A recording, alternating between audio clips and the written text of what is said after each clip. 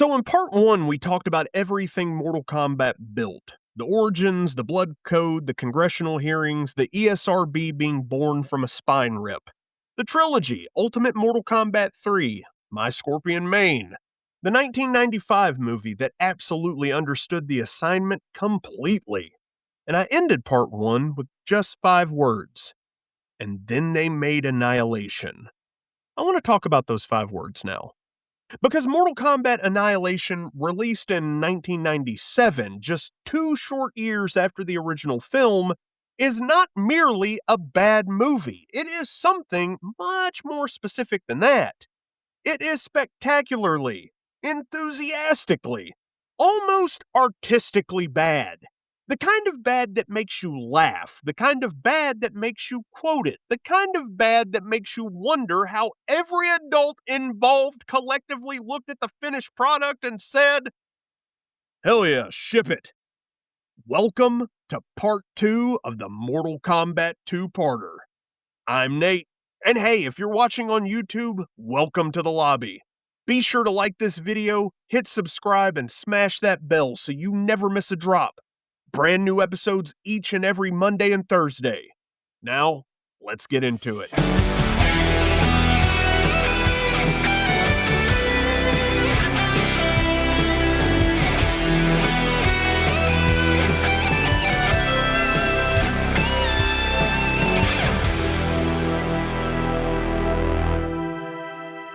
This movie begins and immediately starts recasting people like your little brother swapped action figures when you weren't looking. Here's Sonya, but not the Sonya you know. Here's Raiden, but only for about 10 minutes.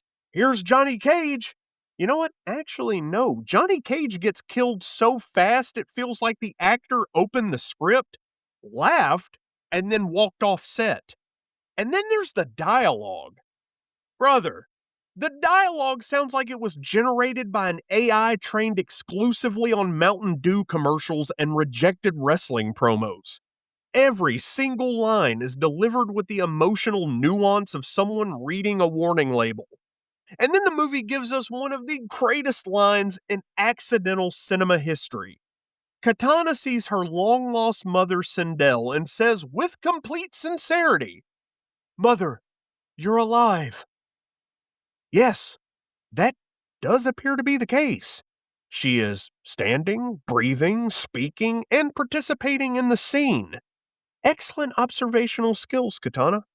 This is like seeing your dad walk into the kitchen and announcing, "Father, you are currently present," or opening your refrigerator and whispering, "Milk, you remain." The line is so unintentionally funny because it states the single most obvious fact available to any human with functioning eyesight. And yet, it is delivered like she just solved a murder. Now, to be fair, if I were in Mortal Kombat Annihilation, I'd probably be confused too. Actors are being recast, characters disappear without explanation, CGI animals are attacking each other. At some point, confirming whether anyone is actually alive becomes a legitimate question. Now, the CGI and, oh buddy, the visual effects. This movie came out in 97, which means Jurassic Park already existed, Terminator 2 Judgment Day already existed, The Lost World Jurassic Park came out the same year, and Annihilation looked at all of that and said, "Nah, let's render this in a toaster." The animality effects look like PlayStation cutscenes your console was embarrassed to display. And the plot. The story is basically run to a new location, fight this dude, receive exposition, repeat until your brain detaches from your body. Characters appear and disappear, with the logic of a child smashing toys together in the backyard. Now here's Nightwolf. Why? Animality. And speaking of animalities, the movie becomes obsessed with animalities, which in the games were already gloriously ridiculous. But here they're treated like the ultimate spiritual revelation. And what do we get? two badly rendered spirit animals colliding like screensavers fighting for dominance. It looks less like an epic showdown and more like two browser tabs smashing into each other. But Nate, what about the soundtrack? You mean the one thing the movie does understand is that Techno Syndrome still slaps? And honestly, that song is doing the work of an entire post-production department. Without it, the movie would collapse into dust. And you know what? Here's the real tragedy that actually hurts. There are moments where you can see the movie it wanted to be. The costumes are ambitious, the mythology is awesome, and the cast is trying their best. But the entire thing feels like someone hit the fast forward button during production. Final verdict? Mortal Kombat Annihilation is not merely bad. It is spectacularly, enthusiastically, almost artistically bad. The kind of bad that makes you laugh, quote it, and wonder how every single adult involved collectively all said, ship it. And honestly, to a degree, I kind of love it. Because some movies fail quietly.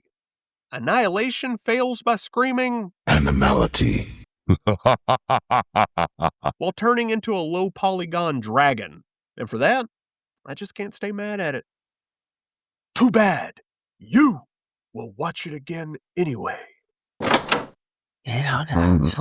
Jesus, Steve, knock! Steve is still on milk. You remain. I know, dude, it was good. Steve says he's going to open his refrigerator tonight and whisper that to the orange juice.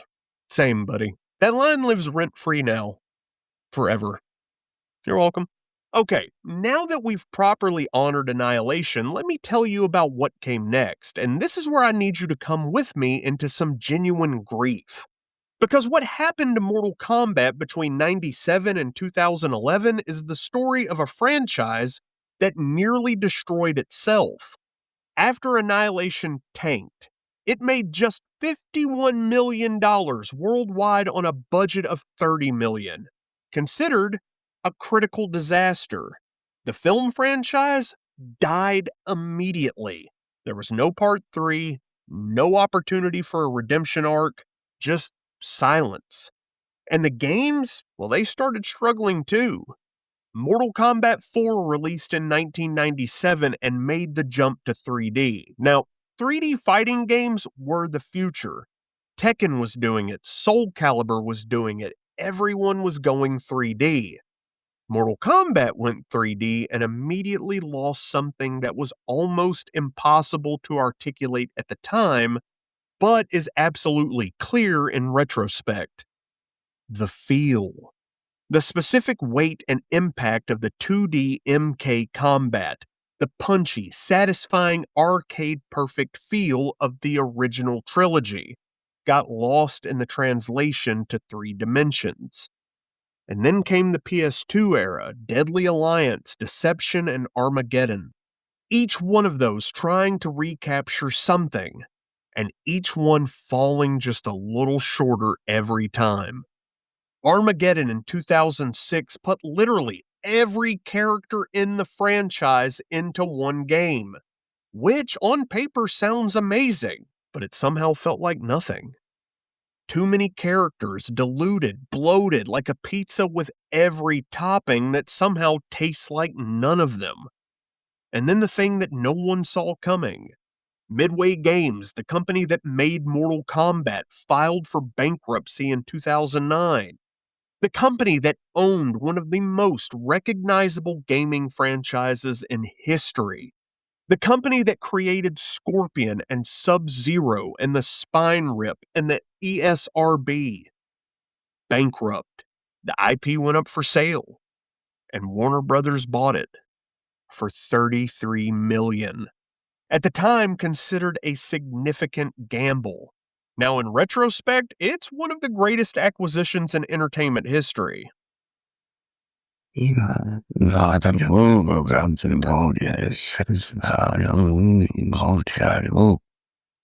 Steve is trying to calculate what $33 million looks like against what Mortal Kombat has generated since.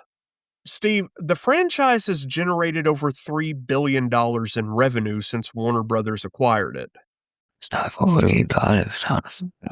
Steve says that's a return on investment that makes Wall Street look amateur.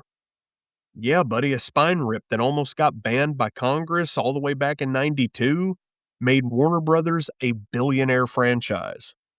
Now, here's the story I actually love telling. In 2011, Warner Brothers has owned the franchise for 2 years. They hand it to a team called NetherRealm Studios, built from the remnants of Midway's Mortal Kombat team, and still led by Ed Boon. And the team makes a decision that could have gone spectacularly wrong. They go back to 2D. Not fully, it's still rendered in 3D, but the gameplay is 2D. Back to the lane, back to the field, back to the core DNA. And they call it Mortal Kombat 9. And it is, without question, one of the greatest franchise resurrections in all of gaming history. The story mode alone changed fighting games forever. Before MK9, fighting game story modes were an afterthought, arcade ladders, brief cutscenes, character endings. No one played them for the narrative. But MK9 gave you a cinematic story mode that played like an action movie.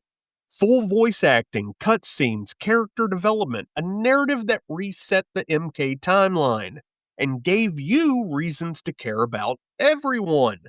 And it was good.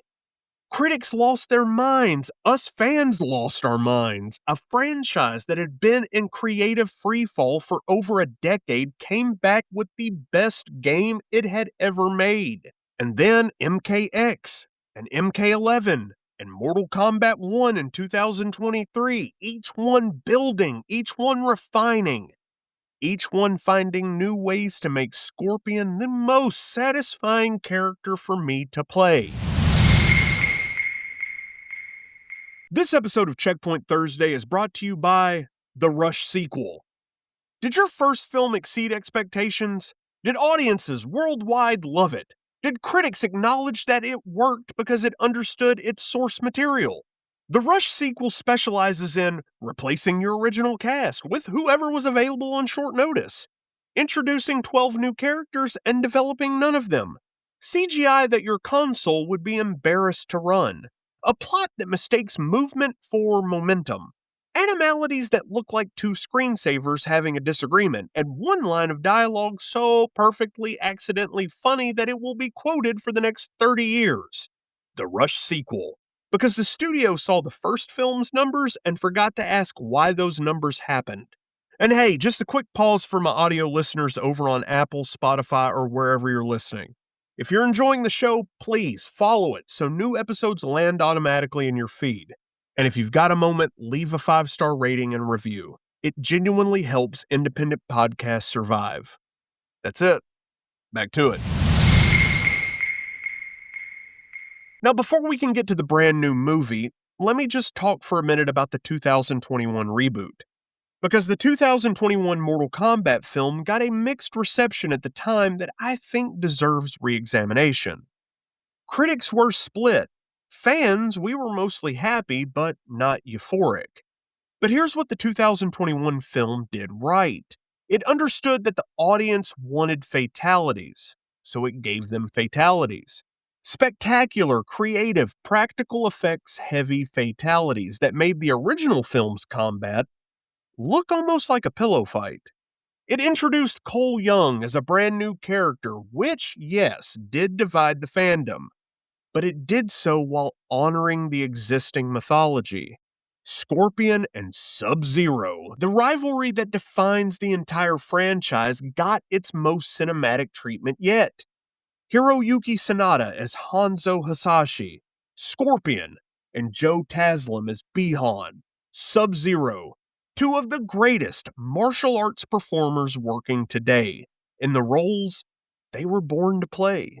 The scene where Scorpion says, "Get over here," in a movie theater produced a specific reaction in every fan in the audience that no review can fully capture. It almost felt like vindication. After Annihilation, after the dark years, after everything, get over here in IMAX. Yeah, buddy. And now, just 3 days ago, as I record this, Mortal Kombat 2 dropped. May 8th, 2026. Carl Urban as Johnny Cage, the character originally designed for Jean-Claude Van Damme, now played by the man who was Judge Dredd and Billy Butcher and Bones McCoy. Carl Urban as Johnny Cage is genuinely perfect casting. That is the correct human being for that role. And the film not only brings in Johnny Cage, but it brings in Shao Kahn, Kitana, Sindel, and Quan Chi. The mythology is expanding. The tournament is happening. Now, reviews at the time of me recording this are mixed, which is exactly what happened with the 2021 film. The critics who don't love these games are never going to fully love these movies. But here's what I can tell you. It's earned $63 million worldwide in just the first 3 days, opening at number 1 at the box office. A third film is already in development. Mortal Kombat is not going anywhere. The franchise that was born from a failed Jean-Claude Van Damme deal, nearly banned by Congress, accidentally created the ESRB, survived Annihilation, survived the 3D era disaster, survived Midway going bankrupt, got bought by Warner Brothers for $33 million, and came back with MK9 to become one of the greatest franchise resurrections in gaming history, is still here, still throwing spears, still saying, "Get over here!" Today's episode of the Average Joe Nerdcast is also brought to you by The Comeback Story. Is your franchise in ruins? Did a rushed sequel destroy your audience's goodwill? Did the transition to 3D cost you the thing that made you special in the first place? Did the company that owned you go bankrupt? The Comeback Story can help. The Comeback Story requires only 3 things. 1. Someone who still believes in the source material. 2. The courage to go back to what worked instead of chasing what's new. And 3. Ed Boon. The Comeback Story specializes in returning to your 2D roots when everyone said 3D was the future. Building a story mode so good it changed what fighting games could be. Giving fans the fatalities they deserved after years of watered-down disappointment. And casting Carl Urban as Johnny Cage, which frankly should have happened much sooner. The Comeback Story. Not every franchise gets one. Mortal Kombat earned theirs. Flawless victory. So let me close this whole thing out by naming what Mortal Kombat actually is. Not what it was sold as, not the controversy, not the congressional hearings, but what it actually is. Mortal Kombat is the story of 2 guys at a video game company who got passed over by Jean-Claude Van Damme and decided to make something anyways. And what they made, it changed video games, it changed legislation, it changed the way the entertainment industry thought about rating systems. It changed what fighting games could be narratively, and it changed what video game movies could look like. All from a blood code, ABA, CA, BB. All from that very first spine rip that made my mom's face do something I really still can't fully describe. All from Scorpion, my guy, my yellow hellspawn revenge demon who refuses to stay dead because he has beef that needs settling and his legacy needs protecting. You go, you little lost soul. Now, here's the thing about Mortal Kombat that I don't think gets said nearly enough. It survived everything. Congressional hearings, Senate testimony, attempted bans, a sequel so bad it became a running joke. A 3D era that almost erased its identity, the bankruptcy of the company that created it. And it came back every single time. Because the foundation was real. Because Ed Boon never stopped believing in it. Because the fans never stopped showing up. Because there's something in the specific mythology, the tournament, the realms, the rivalry, the idea that Earthrealm is worth fighting for. That resonates, not just as a game, but as a story. And the stories that are worth telling, hell, they always find their way back. Flawless victory? Yeah, I think so. And that's it. That's the Mortal Kombat 2-parter. Part 1 was the origin, the blood code, the hearings, the ESRB, the trilogy, and that 1995 film. The part you're listening to right now was our roast of Mortal Kombat Annihilation, the Dark Years, MK9, the reboot, and MK2 in theaters right now. Get your tickets and go support this movie. All sources for today's episode will be in the show notes. And before I get out of here, if you're on YouTube, be sure to like this video and hit subscribe and smash that bell so you never miss a drop. And if you're on Apple, Spotify, or wherever you're currently listening, do me a favor, follow the show, leave a 5-star rating, and drop a review. Word of mouth and reviews are how independent podcasts grow, and every single one of them matters.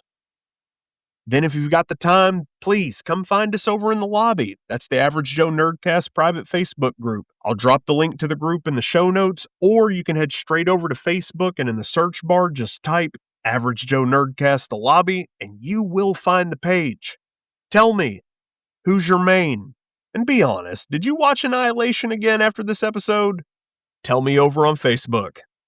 Quick shout out to my player 2, who has watched Scorpion do the spear pull approximately 10,000 times and still pretends to be surprised. You're the reason any of this happens. I've been Nate. Stay gold, nerd bold. And I'll catch you on the next one. Game over.